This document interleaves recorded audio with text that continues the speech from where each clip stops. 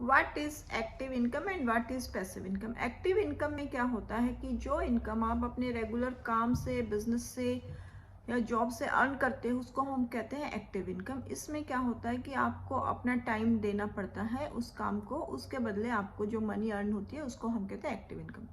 Passive income में क्या होता है कि यह भी एक रेगुलर सोर्स ऑफ इनकम होती है, बट इसमें आप इतना एक्टिवली पार्टिसिपेट नहीं करते जितना कि आप एक्टिव में करते हो।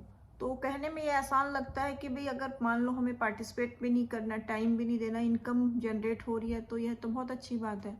लेकिन पैसिव इनकम में आपको क्या करना पड़ता है कि आपको कोई ऐसा सिस्टम डेवलप करना पड़ता है या आपको कुछ ऐसी इन्वेस्टमेंट करनी पड़ती है कि जिससे कि आपकी इनकम जनरेट होती रहे। अब इसमें आप कैसे कर सकते हैं पैसिव इनकम में?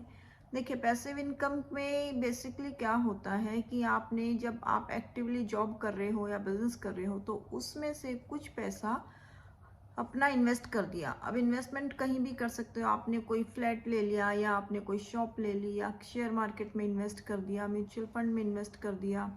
तो उनसे जो आपकी इनकम हो रही है वो रेंट आ सकता है, डिविडेंड आ सकता है, तो उससे उसको हम कहते हैं पैसिव इनकम। अब पैसिव इनकम जनरेट करने के कई सारे सोर्स हो सकते हैं। और दूसरी इम्पॉर्टेंट बात यह होती है कि आज के टाइम में पैसिव इनकम की आवश्यकता ज़्यादा बढ़ गई है।